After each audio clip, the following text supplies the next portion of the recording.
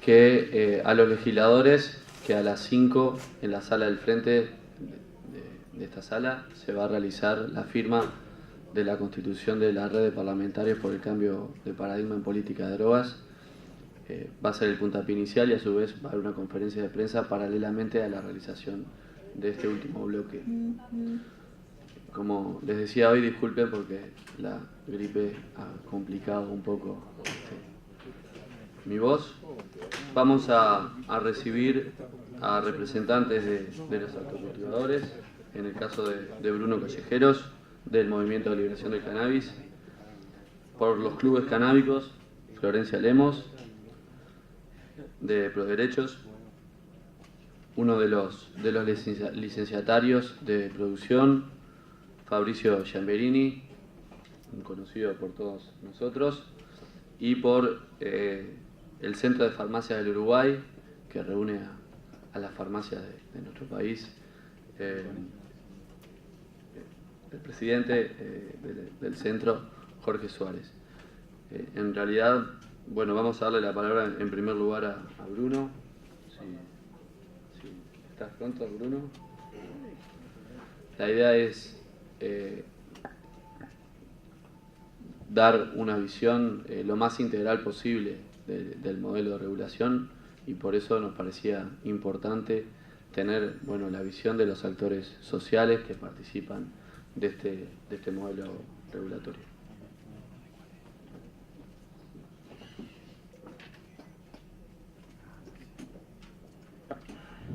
Bueno, buenas tardes a todos. Agradezco la invitación a este seminario. Para nosotros todo este proceso ha implicado un gran avance en la concreción y en la formalización legal de derechos que para nosotros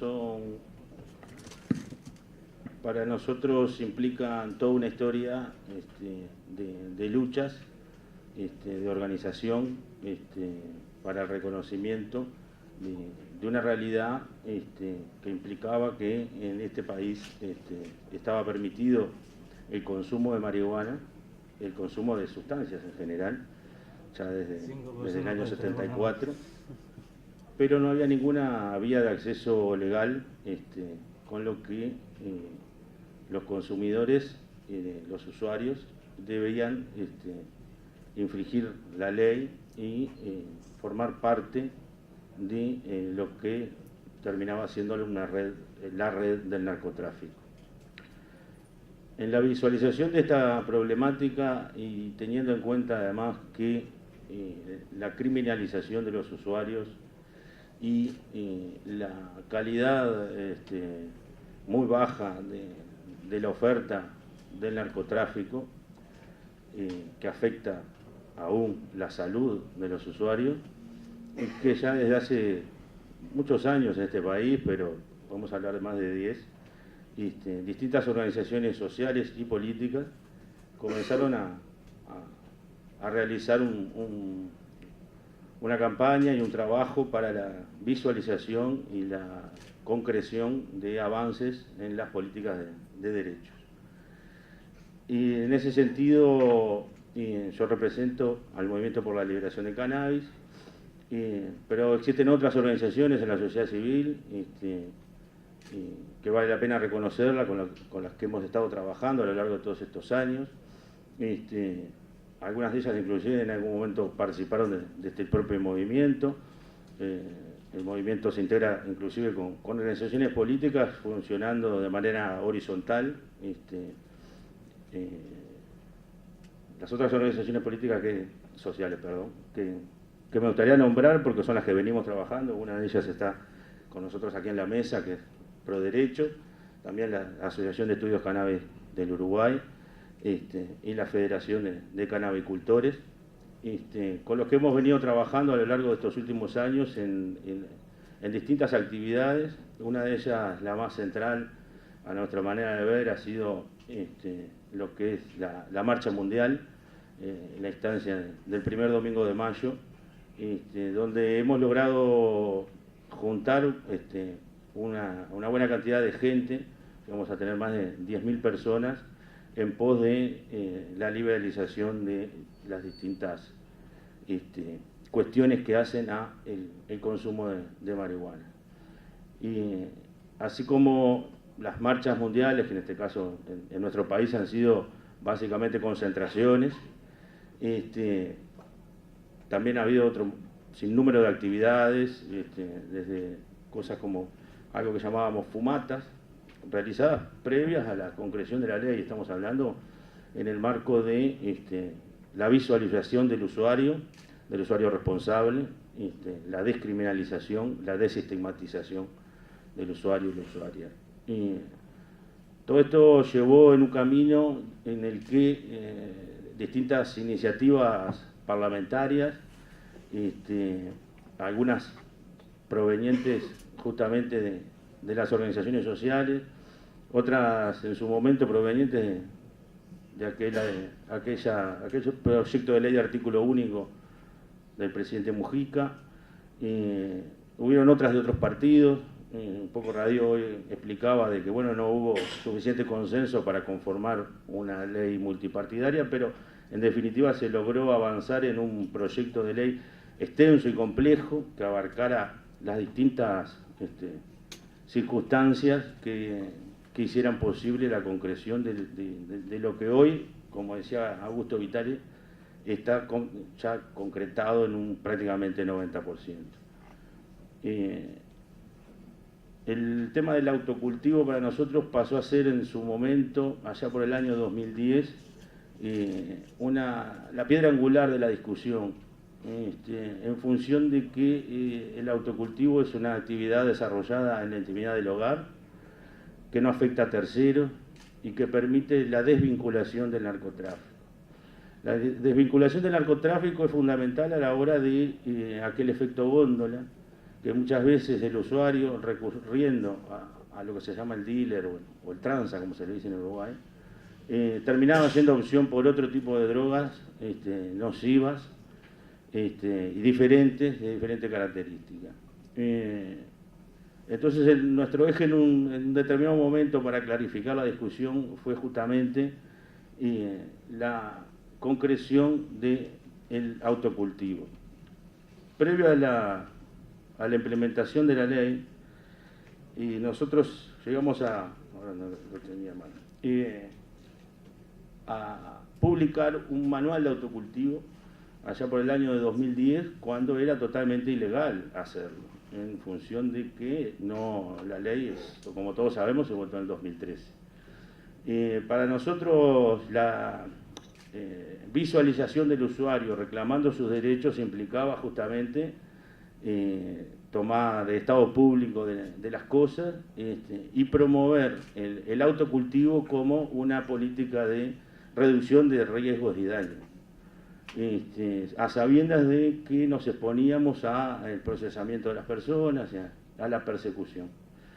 También a sabiendas de que había lo que se lo llamó luego una coalición legalizadora, que nos daba el respaldo político para tomar iniciativas de carácter más frontal y empezar a incidir en la discusión de manera directa, trabajando con legisladores como el diputado Sabini, con Nicolás Núñez y algunos otros. Comenzamos a avanzar en esa discusión, y en un momento también de inflexión particular fue la inclusión en esta discusión del presidente Mujica, y hay que reconocerlo, poniendo su caudal político en pos de este proyecto que al final terminó en una ley de un montón de artículos, una regulación de muchos más artículos, y en donde es un frente político social defiende una nueva visión de la política de drogas, que lo vemos plasmado en los documentos que se presentan para la instancia que hoy debatimos, que es la UNGAS 2016, y donde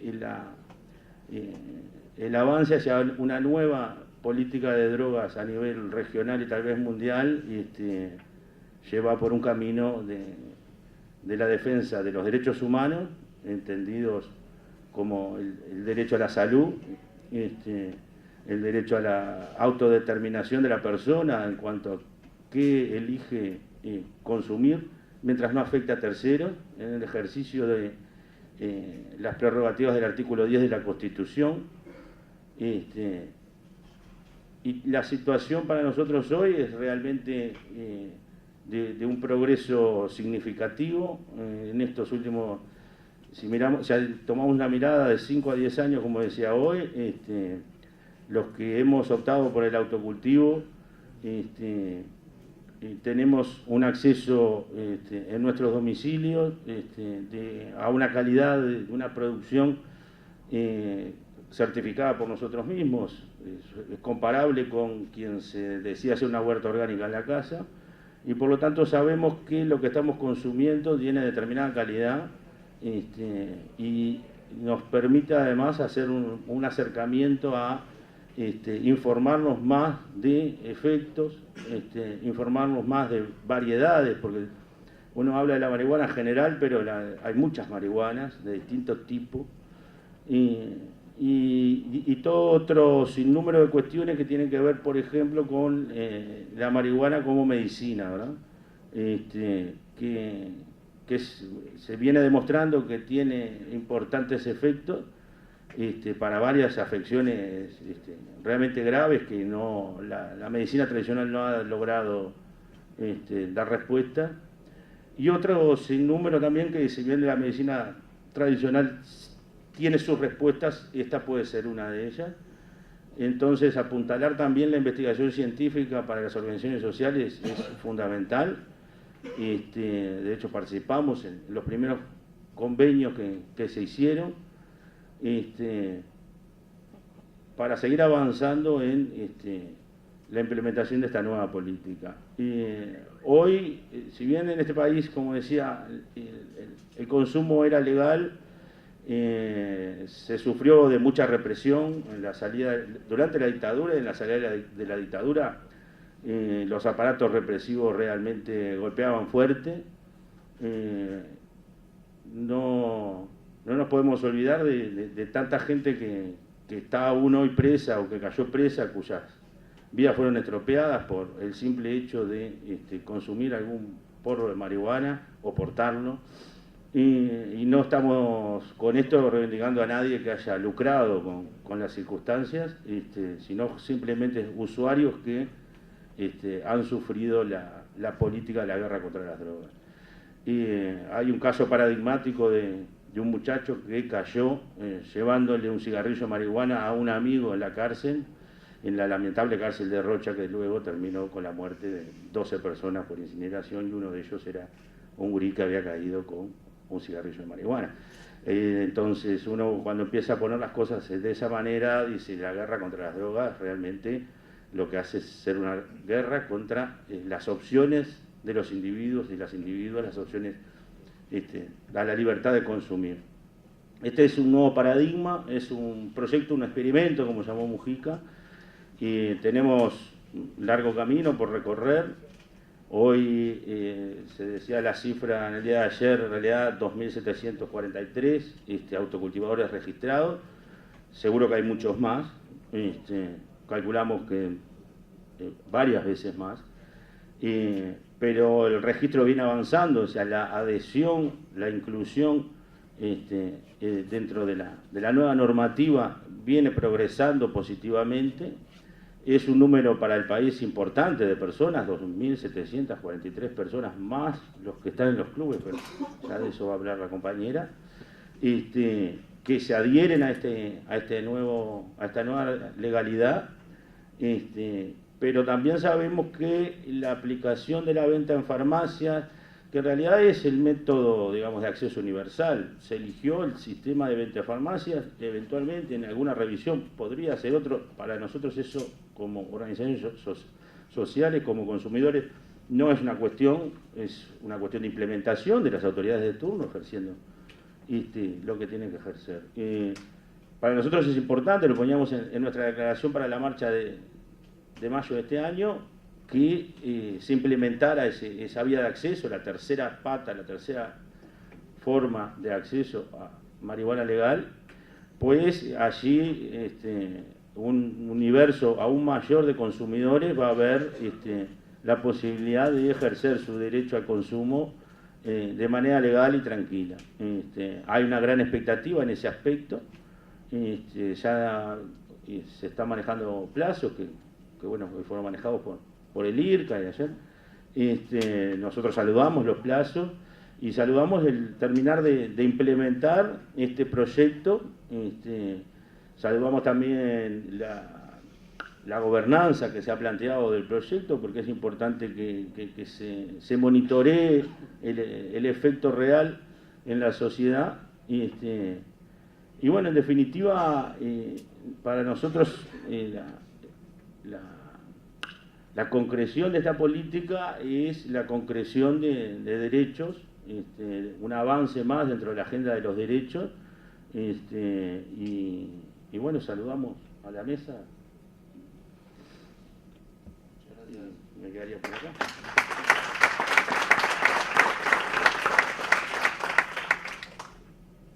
Gracias, Bruno.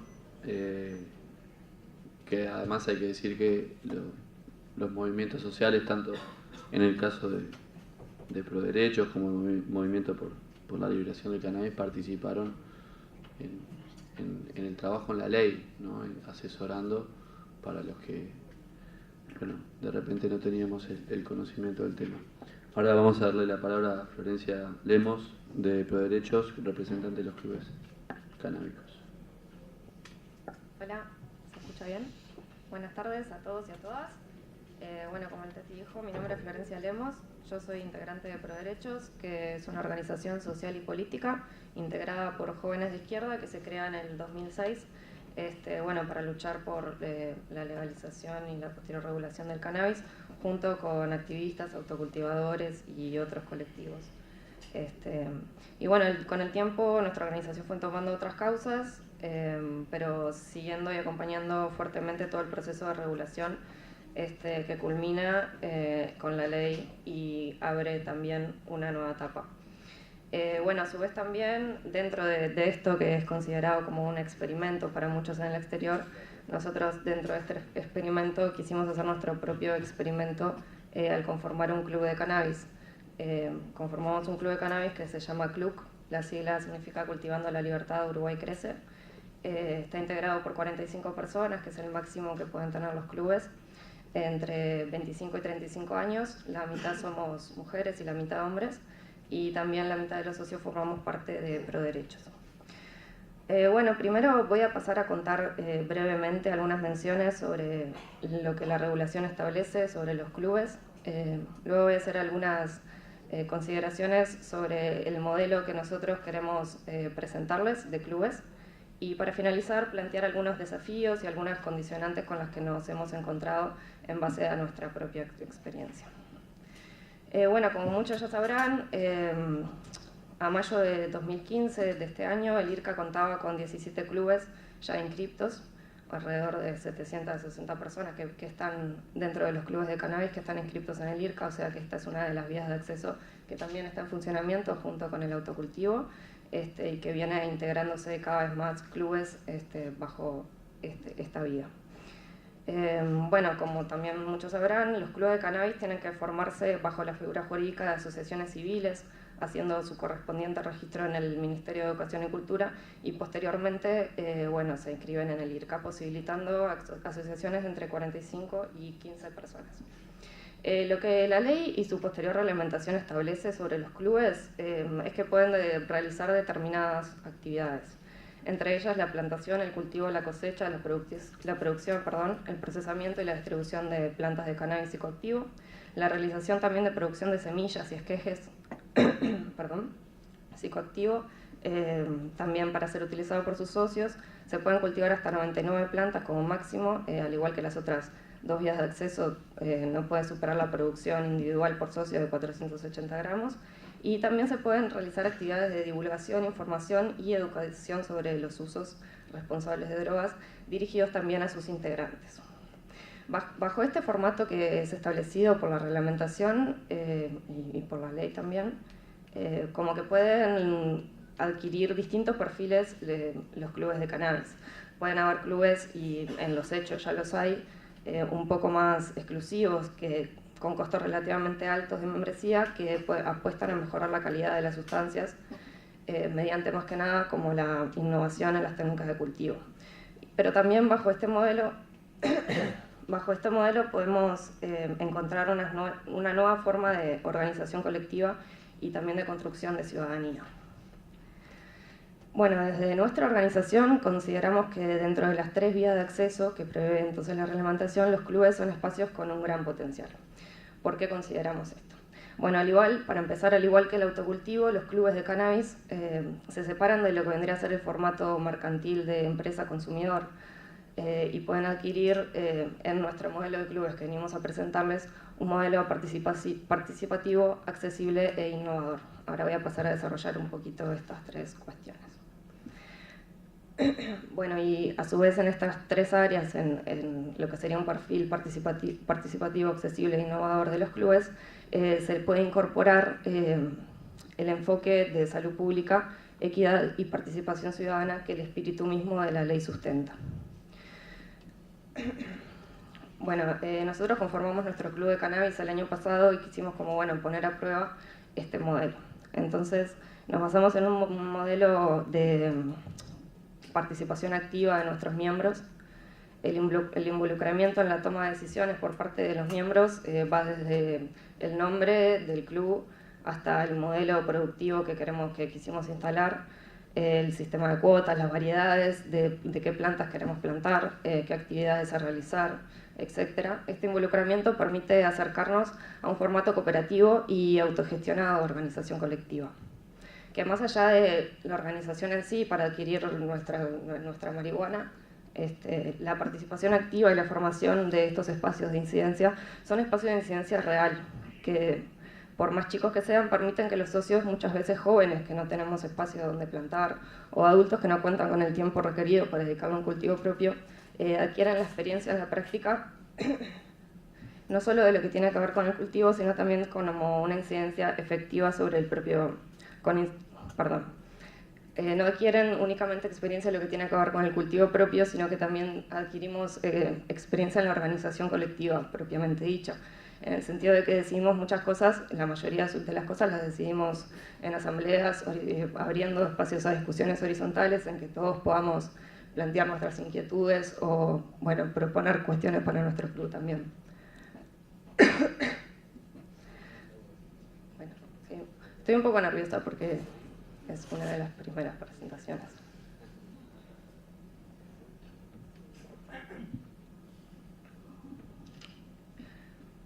Bueno, eso, que en nuestra experiencia hemos visto como que a través de la participación adquirimos estas herramientas de poder organizarnos y de que las cosas funcionan y de que nos sentimos que estamos en un espacio colectivo y que a su vez los espacios de militancia, por decirlo de algún modo, no tienen por qué reducirse a ámbitos formales y tradicionales de políticas o sociales ya establecidos, sino que el juntarse entre personas es posible y puede tener como réditos importantes.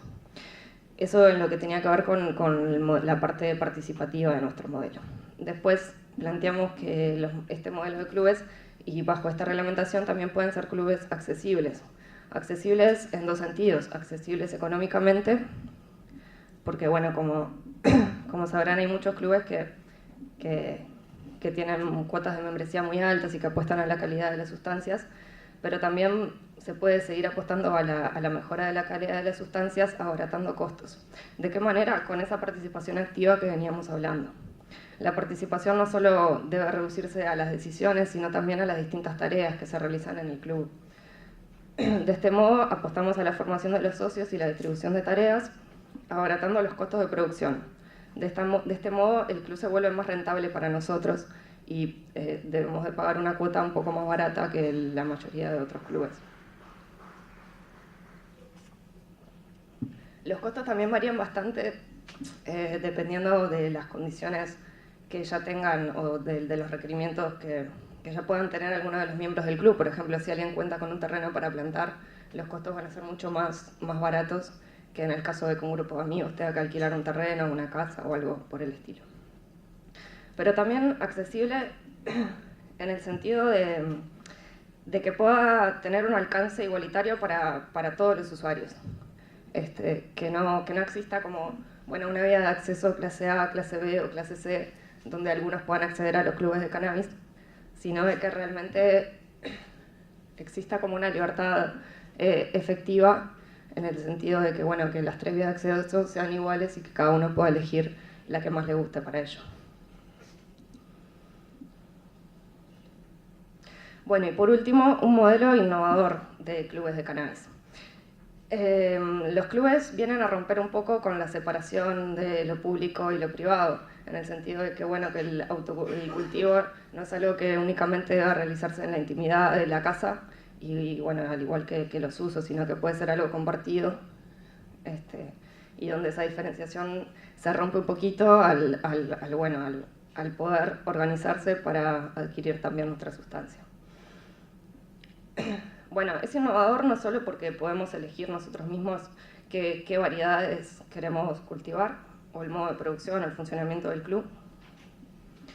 Es innovador también porque los usuarios podemos innovar, valga la redundancia, en la relación que tenemos con la marihuana y con todas las drogas en general.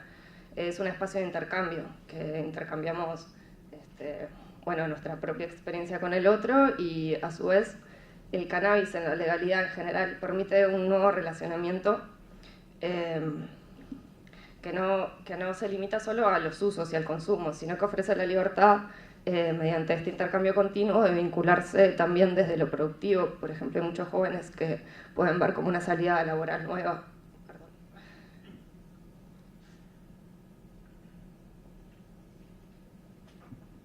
A través de este espacio. Y también, y es muy importante, es un espacio de formación constante, tanto particular de lo que es el cultivo, de cómo crece la planta, de cómo afecta esa planta en nuestro organismo. Y es un espacio de formación constante también, en el sentido de que muchos, por lo general jóvenes que no tienen dónde plantar o que se acercan a los clubes, empiezan a involucrarse en lo que tiene que ver con el cambio en la política de drogas. Es una forma también de tener usuarios organizados, que no los tenemos hoy en día, organizados voluntariamente. También es una forma de acompañar críticamente a todo este nuevo proceso. Son espacios donde, bueno, en la práctica cotidiana podemos ir como testeando o encontrando cuestiones a mejorar dentro de la propia reglamentación. De este modo, mismo en nuestra experiencia de club ya nos ha pasado que muchos de nuestros jóvenes han empezado a interesar en lo que tiene que ver con la reforma en política de drogas, que bueno, que muchas veces en general es rezagada a los hombres adultos, y los jóvenes y las mujeres quedamos un poco por fuera de estos espacios de decisión.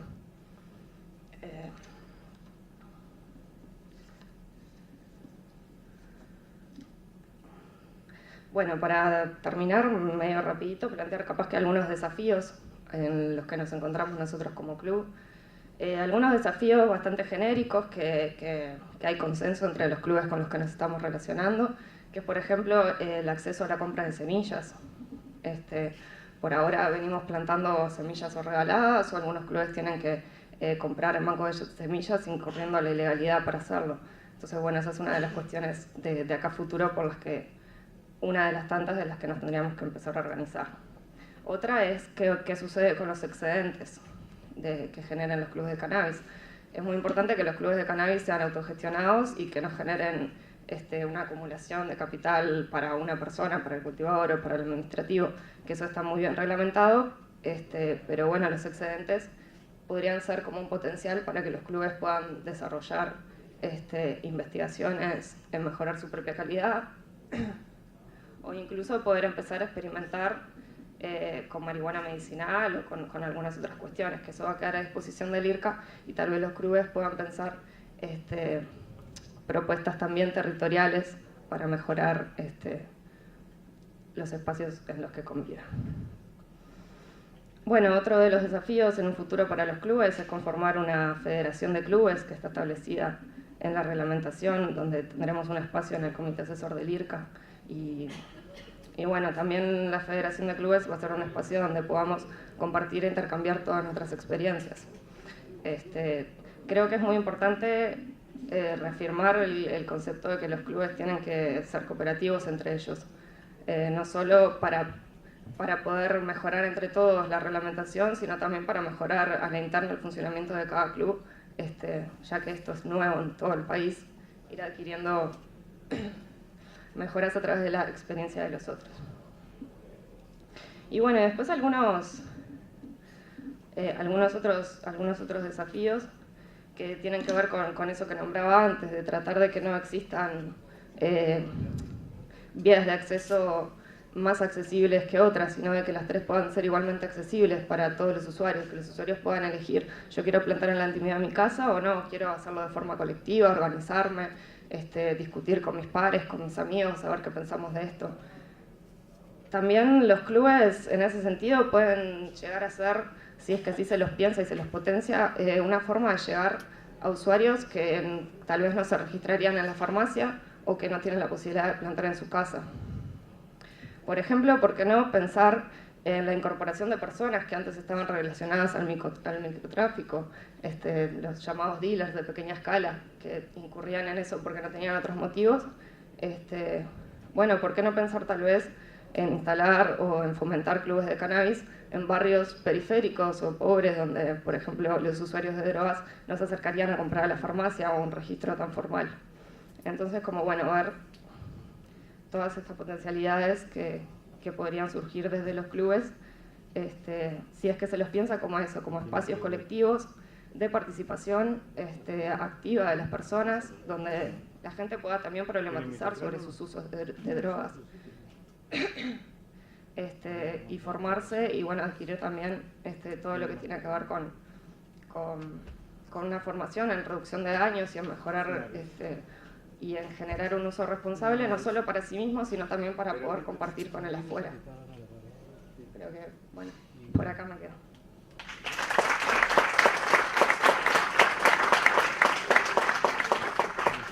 Muchas gracias, Florencia. Tenemos algunos certificados que habían solicitado algunos participantes. Al final de este bloque los entregaremos a los que lo requieran. También se los podemos armar. Ahora le damos la palabra a Fabricio Gemberini, representante como licenciatario de producción de cáñamo industrial. Primero que nada, buenas tardes a todos. Aquellos que no pude saludar personalmente, vayan mis saludos también. Primero que nada, quiero agradecer la oportunidad a los organizadores de este seminario por darme la posibilidad de presentar el desarrollo del cáñamo y las implicancias para el país. También quiero reconocer, antes de comenzar con la presentación, el apoyo de los sectores políticos en la instrumentación y en la legislación, en la nueva legislación que se llevó a cabo, en el poder legislativo que tomó la iniciativa y legisló, y me refiero directamente no solamente al cannabis psicoactivo, sino también al cannabis no psicoactivo de aplicación industrial, al poder ejecutivo en su reglamentación para poner las reglas de juego claras en su implementación, a través del Ministerio de Ganadería, Agricultura y Pesca, la Dirección General de Servicios Agrícolas, al INASE, INIA, con el cual hemos desarrollado los cultivos experimentales del año 2010, y al Instituto de Regulación y Control de Cannabis, en el cual lleva y organiza completamente el control de todos los emprendimientos que tengan que ver con el cannabis, ya sea psicoactivo o no psicoactivo. Antes ya me presentaste, la compañía en la cual estamos desarrollando es Latin America Hemp Trading. Es una compañía personal que hemos formado con unos amigos en el año 2006, y desde allí empezamos a transitar todos los caminos como para poder lograr el objetivo que hoy tenemos, la producción, una licencia de producción de cannabis no psicoactivo de aplicación industrial, o cáñamo industrial como lo conocemos. De aquí, en esta presentación me gustaría no más de 15-20 minutos poder compartir con ustedes lo que considero básico para el desarrollo de esta industria y la importancia para el país. Lo primero que tenemos que tomar en cuenta es que esto se tiene que considerar dentro de una política de base de desarrollo, y cuando me refiero a desarrollo en el tema del cáñamo, es desde que plantamos la semillita en la tierra hasta que generamos un producto industrializado, generar valor, generar riqueza para el país y mano de obra para los uruguayos, que en realidad todo proyecto productivo se basa en eso. Nosotros hemos identificado 3 pilares estratégicos, que una es la estabilidad jurídica, y en eso se hicieron los deberes y tenemos hoy una ley que realmente recoge lo que se necesita para poder desarrollar cualquier emprendimiento agroindustrial en el tema del cáñamo, también con su reglamentación. Y nos posiciona a nosotros en Uruguay como un país realmente de avanzada en la región, teniendo el marco jurídico estable que permita esos emprendimientos. No solo basta con eso, sino también necesitamos investigación y desarrollo para recoger, tener las variedades y la genética que nos permita producir en condiciones rentables, y por eso desde el año 2010, conjuntamente con el INIA, hemos desarrollado las investigaciones, arrojando resultados realmente alentadores para las etapas luego de industrialización. Pero nos está faltando, si nosotros más allá que tengamos las variedades y tengamos la intención y tengamos el marco jurídico estable, si no desarrollamos los mercados, difícil se pueda generar un desarrollo social y económico a partir del cáñamo, y es en eso que también hemos venido nosotros trabajando desde el inicio del proyecto. Nos hemos asociado a la Cámara Europea, que es la European Industrial Hemp Association, tenemos relacionamiento con la Canadian Hemp Trade Alliance, con la Hemp Industry Association de Estados Unidos, de forma tal de abrir los mercados para poder exportar los productos que se puedan realizar aquí en Uruguay. Por supuesto que siempre vamos a ir de menos a más. Me refiero que a medida que avance el tiempo y generemos una curva de aprendizaje, vamos a ir generando mayor valor agregado localmente, y ese es el objetivo final que tenemos. Esto era lo primero que quería compartir con ustedes en la presentación de cáñamo. Cáñamo industrial. En las imágenes lo que están mostrando acá es un cultivo industrial más, como puede ser el sorgo, el trigo, el maíz. Es habitualmente, de aquellas personas que están habituadas al cultivo o conocen el cultivo del cannabis psicotrópico, una aplicación ya sea médica o recreativa, la tecnología de cultivo es completamente distinto. Lo quiero mostrar en realidad como para poder compartirlo con ustedes y comentar que este cultivo legalmente es cultivado en Europa, la Comunidad Europea, principalmente Alemania, Francia, España, Italia, Rusia, en Norteamérica, en Canadá, en Estados Unidos, en algunos estados de Estados Unidos, en China, en Australia, en Nueva Zelanda.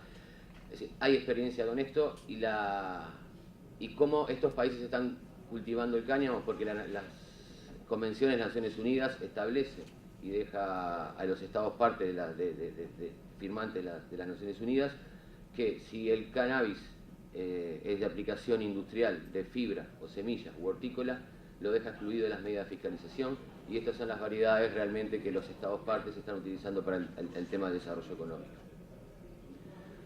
Para ser más concreto, actualmente en Estados Unidos existe un mercado, y se habla sobre los mercados de productos de retail, o lo que se encuentran en los estantes de los supermercados o de los almacenes. Está evaluado en $500 millones, más de $500 millones, con un crecimiento anual del torno del 25%, información proporcionada por la Hemp Industry Association de Estados Unidos. ¿Qué es lo que sucede? ¿Qué posibilidad da? Es para emprendimientos uruguayos poder exportar valor agregado con productos de cáñamo desde aquí. Y eso era otra de las cosas que quería compartir. ¿Cuáles son los usos? Porque estamos hablando de producción agrícola, estamos hablando de legislación, de mercados, principalmente el cáñamo industrial, su aplicación es fibra y grano, y también hay un mercado en este momento que es la aplicación de lo que es la flor para los superalimentos o los suplementos alimentarios que están en Europa y en Estados Unidos desarrollándose. Pero prefiero centrarme solamente en este momento en lo que es la producción de fibra y grano, de la planta del cáñamo, que es similar a la del cannabis psicotrópico. Se usa prácticamente todo. La semilla, ¿por qué? Porque es disculpen que me fui para otro lado. La semilla es un producto agrícola que tiene una gran cantidad de proteína, es rica en aceite y por lo general tiene aceite, el 80% es en omega 3 y omega 6. Mercados altamente exigentes en Norteamérica y en Europa están demandando estos productos, y la potencialidad que tiene Uruguay es de producir en contrastación con los productores del hemisferio norte para poder abastecer esos mercados. Y en la medida que avancemos en el tiempo, vamos a poder generar no solamente exportar granos, sino también exportar productos terminados, y ese es el objetivo de generar valor al Uruguay. Otra de las aplicaciones y el uso son el tallo de la planta. En el tallo vamos a ver lo que es la parte leñosa y fibrosa.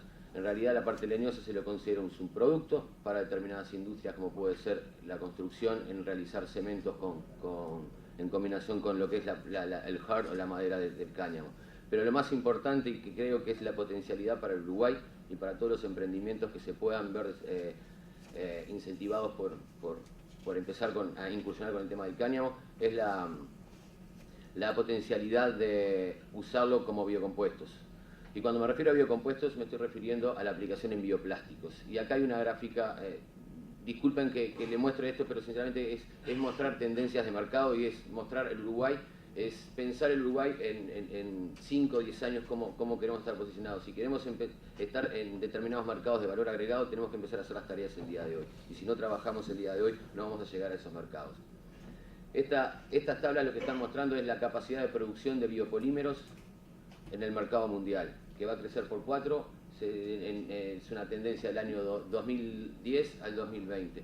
Y hay una correlación en la capacidad de producción de biopolímeros, en la capacidad de producción de biomasa, específicamente de fibra lignocelulósica. ¿Por qué refiero a fibra? Porque el cáñamo es una planta que produce fibra y de alta calidad, con gran potencialidad de aplicación en los biocompuestos. Y a esto me refiero, y biocompuestos como ejemplo son estas aplicaciones industriales, que es sustituir fibras de vidrio por fibras naturales. En este es una prueba que se está realizando en Canadá, que es la aplicación de fibras de cáñamo con fibras de lino y resinas que puedan ser naturales o provenientes de hidrocarburos. Tiene una propiedad, la industria aeroespacial, la industria automovilística está usando este tipo de insumos, y es una potencialidad nuestra de poder abastecer a estas industrias. Quiero compartir ahora, para que vean lo que es el cáñamo. Ya en el año 1941 ya se estaban produciendo lo que se hablaba de los bioplásticos o los autos hechos a partir de plásticos reforzados con fibras naturales. Este es el auto de Henry Ford, hecho con cáñamo y paja de trigo y alguna otra fibra natural más. Y lo que están mostrando es en realidad que la potencialidad para aplicarlo en determinados usos. Sin lugar, los talleres de chapa y pintura no van a querer usar esto.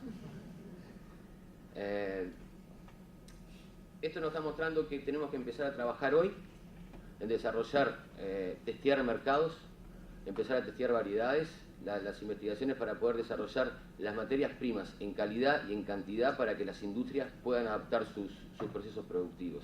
En Europa esto funciona, tenemos que lograrlo regionalmente y localmente para poder abastecer determinadas industrias. El objetivo sí es empezar para poder exportar al hemisferio norte, pero poder lograr abastecer los mercados locales. Pero por un tema de escala, no podemos empezar a generar un negocio a partir de algo local que no existe, sino tenemos que pensar en la exportación. Quiero comentar algún antecedente de cáñamo industrial en Uruguay. Quizás no sabemos, muchos de nosotros no lo sepamos. El doctor Alberto Berger fue el fundador de lo que hoy conocemos como Viña de la Estanzuela. Es un filotécnico alemán que fue contratado por el gobierno uruguayo en la década de 1910. Se lo conoce como el padre de la agricultura moderna en Uruguay y, por no decirlo, también en Argentina, que ha desarrollado variedades de trigo y otros cultivos para su posterior exportación en el mercado internacional. Alberto Berger en la década del 30 ya estaba haciendo investigaciones en Viña de la Estanzuela sobre el cultivo de cáñamo, identificando si era posible o no introducir esa especie en Uruguay. Y en este libro, en el cual se hace referencia a que las investigaciones agronómicas genéticas fitotécnicas rioplatense, establece una revisión bibliográfica que ya había una empresa en Uruguay, Fibras Vegetales Sociedad Anónima, que producía 1000 hectáreas de cannabis no psicoactivo para aplicación en fibra y principalmente para el mercado exportador. Esos son los antecedentes. Luego nosotros ya conocemos qué fue lo que pasó desde la década del 40 a la fecha en el mercado internacional, con el Marijuana Tax Act en Estados Unidos, la introducción de fibras sintéticas y por ende muchas industrias de fibras vegetales han cerrado y no se ha escapado el Uruguay y el mundo en este tema. A partir de la década del 90 empieza a surgir la necesidad de introducir nuevamente fibras vegetales en gran escala por una necesidad de biodiversidad, es decir, una diversificación de la matriz agrícola en los distintos países, principalmente en Europa y Canadá fueron los que le empezaron a liderar este tema. Alemania principalmente son los que son líderes en el desarrollo tecnológico de productos de alto valor agregado. La sustentabilidad es porque empezaron a pasar de pensar en una economía basada en hidrocarburos a carbohidratos, y ahí por eso es la sustitución de fibras fibra de vidrio por fibras naturales como la fibra de cáñamo, pero hay otras fibras, tenemos la fibra del sisal, kenaf, yute y otros cultivos. Uruguay por su ubicación es lógico que pueda cultivar el cáñamo para poder abastecer fibra, el cáñamo y lino que se llevan de la mano. Multipropósito porque este cultivo puede generar lo que son las semillas para alimentación, como la fibra para biocompuestos. Y sí se necesita una gran inversión y desarrollo que se ha venido haciendo. Hoy la Comunidad Europea ha invertido mucho dinero con institutos para poder desarrollar las aplicaciones industriales que posibiliten el uso del cáñamo. Nosotros, como les comenté al inicio, hemos desarrollado investigaciones para identificar cuáles eran las variedades de fibra y grano en Uruguay en línea La Estanzuela. Hemos identificado las mismas, tienen los rendimientos esperados, se ha comportado de la misma manera que los países que tienen experiencia en el cultivo de 10 o 20 años. Pero creo importante acá destacar lo siguiente, que las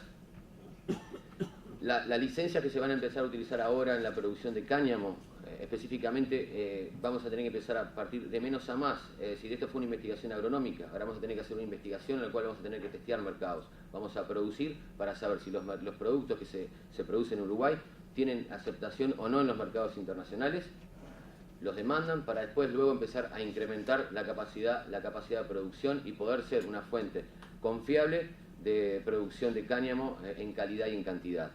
Va a llevar, considero, 2 o 3 años para poder nosotros estar en un mercado internacional en forma confiable en el abastecimiento. Pero las licencias que empezamos ahora de producción nos van a posibilitar nosotros empezar a testear estos productos. Y esto era de las otras cosas que quería comentar. Para no robar más el tiempo, sé que estamos todos cansados y traté de ir rápido con los 15 minutos.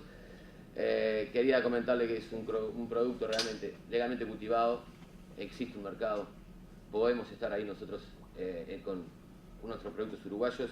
Hay una diversidad de aplicaciones, antecedentes históricos de Uruguay, es decir, no estamos inventando la rueda, es algo que ya se venía haciendo, es solamente introducirlo nuevamente. Y a partir de nosotros tenemos disponibilidad de genética y de cultivares para cada demanda precisa y el know-how de saber cómo cultivarlo, y ahora en estas investigaciones de este año es adaptar las tecnologías de cultivo. Es todo lo que quería compartir con ustedes. Muchas gracias por su tiempo.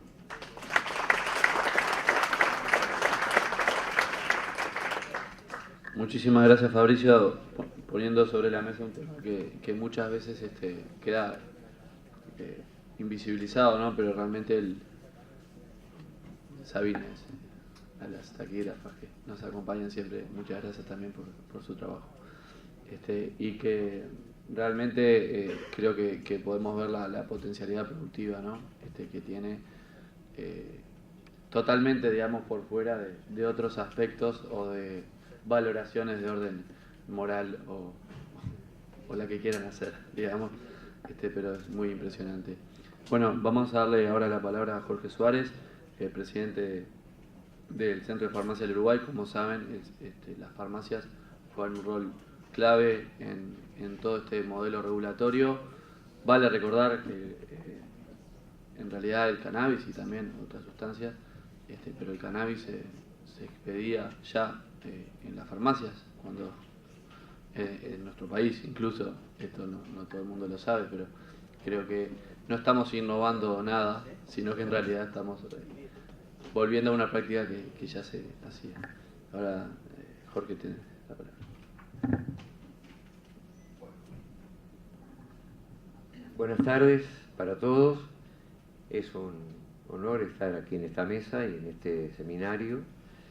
En lo que tiene que ver con las farmacias, desde un primer momento se realizaron conversaciones, se trató de avanzar en el tema para lograr la implementación de que el producto pueda ser accesible para los usuarios. Evidentemente que existe ya la realidad de los autocultivadores, de los clubes, pero que deben de poder implementarse, tienen que organizarse, tienen que tener lugar previo para poder producir el producto. Aquellos usuarios que no tengan acceso a ese tipo de medios, evidentemente que poder acceder a la producción para poder después consumirla, es importante ver el medio. En ese caso, en el centro de farmacias, entendimos cuando tuvimos las primeras entrevistas con la gente del Instituto de Regulación del Cannabis, de que se trata de una sustancia, y en nuestro país cualquier sustancia que ingiera el ser humano, sea medicinal o no, puede ser un alimento, debe de pasar por las instituciones, los comercios o los lugares que están habilitados específicamente para manejar esos productos. Muchos de nosotros hemos tomado jarabes, y hay jarabes que son en base a sustancias también, como el Aldea Helix, y que se venden en farmacias. Entonces, ¿qué sucede? Que en cuanto al manejo de cualquier droga, se entiende por parte de los farmacéuticos que debían de pasar por las farmacias comunitarias. Este producto también. ¿Qué sucede? La farmacia comunitaria es un establecimiento que tiene un profesional universitario al frente, responsable, y un grupo de gente que los atienden en cualquier farmacia, que son idóneos en farmacia. Es personal certificado. En nuestro país, aparte, hay varias instituciones que dictan cursos de capacitación en Montevideo y también en el interior, inclusive la Facultad de Química y la Universidad Católica, entre otras instituciones. Entonces, es la persona más idónea, se entiende, para poder manejar estas sustancias, como cualquier sustancia que se manejan en el resto del mercado. Por eso entendimos muy positivo que se considerara las farmacias el medio para poder llegar al público con este producto, y justamente debido al funcionamiento que tienen estos establecimientos, hoy existe una red informática, una base de software y de hardware, en el cual prácticamente la gran mayoría de las farmacias del país están interconectadas.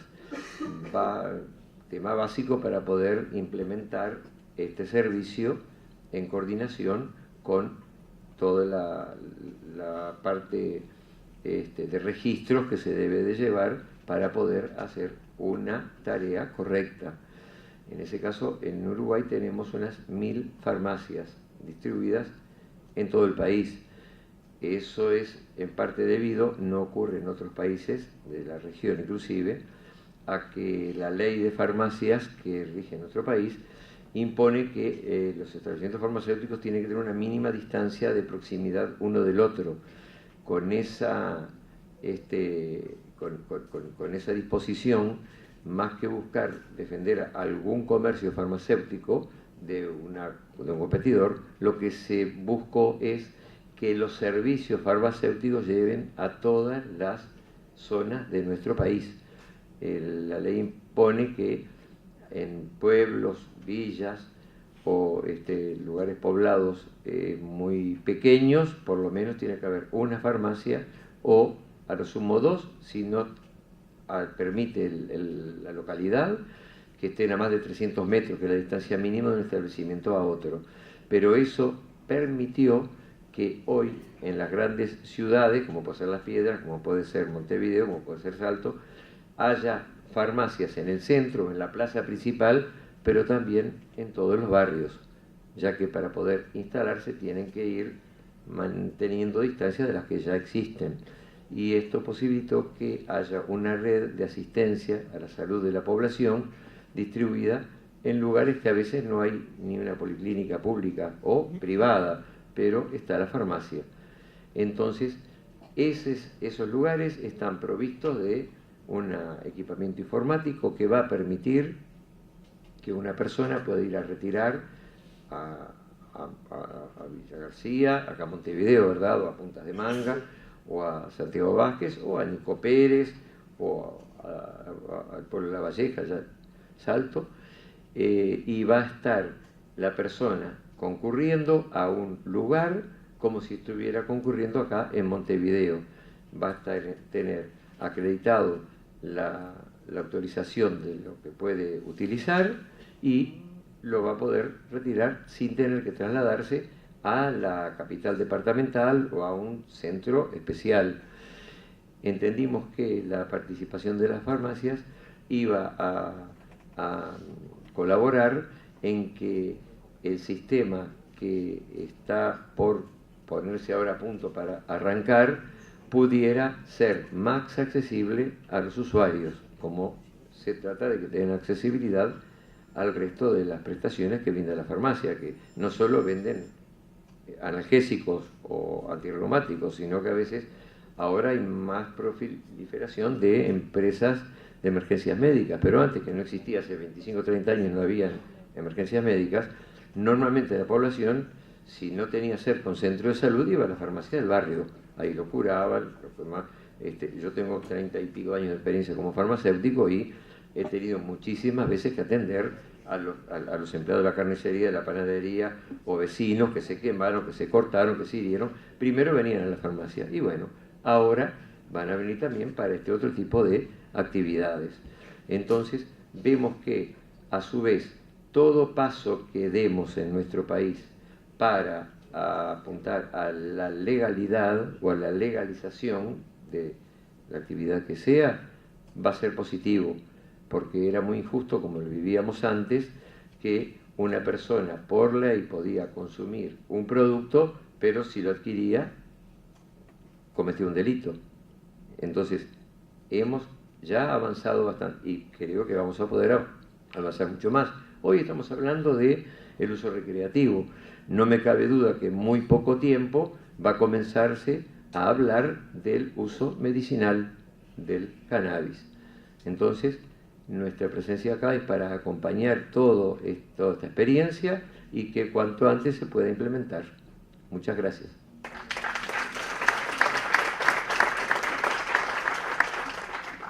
Gracias, Jorge. Bueno, vamos a dar ahora un espacio para preguntas o intervenciones y luego, ya saben, terminar.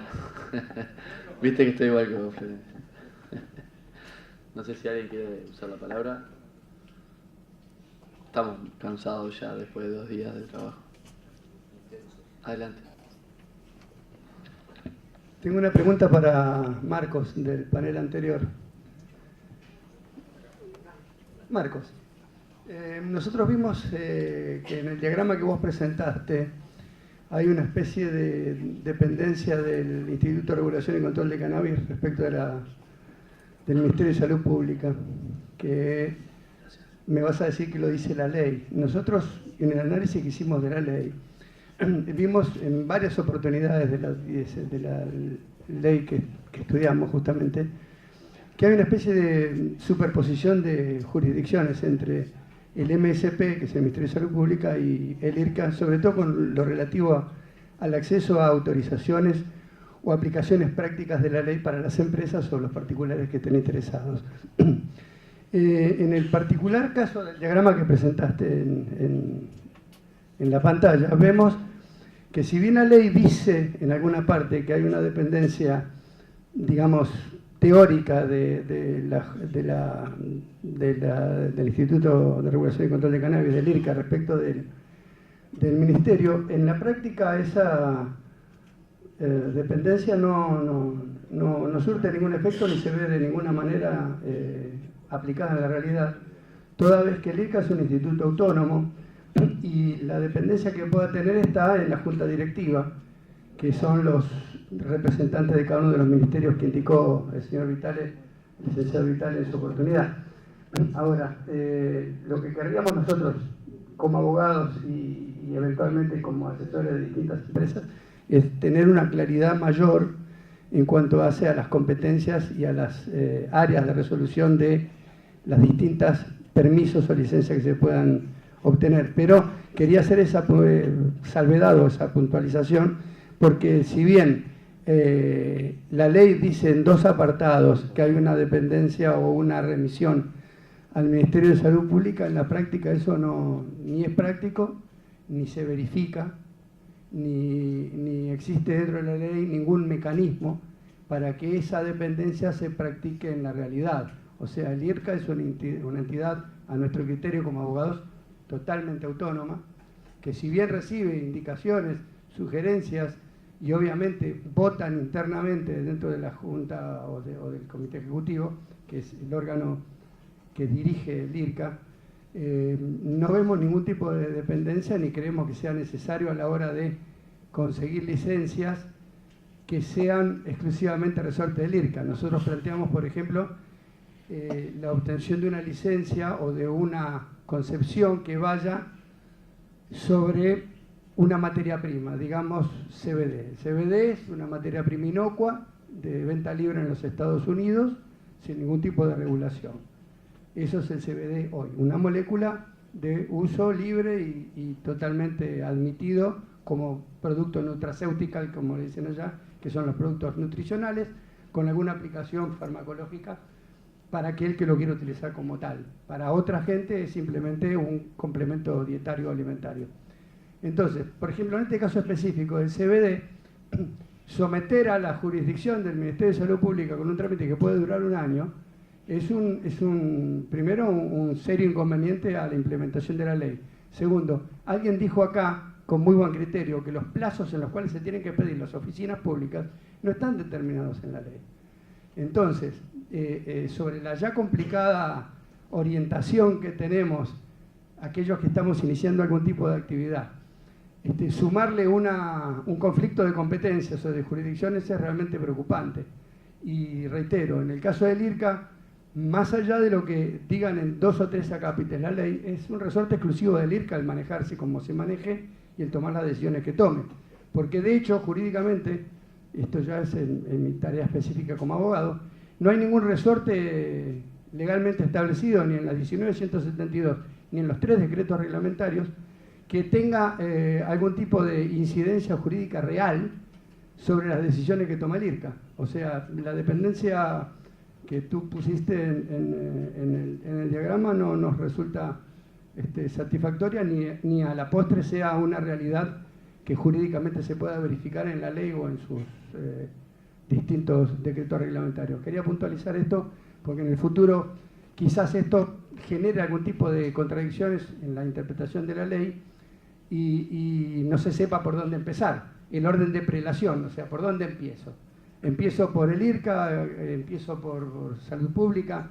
Si es una materia prima de venta libre nutricional, ¿qué tiene que ver salud pública en esto cuando se refiere a un producto para exportación, por ejemplo? En todo caso, si así fuera, tendrían que pasar por salud pública todos los alimentos. Las papas, las batatas, en fin, tendrían que ir por el mismo lugar.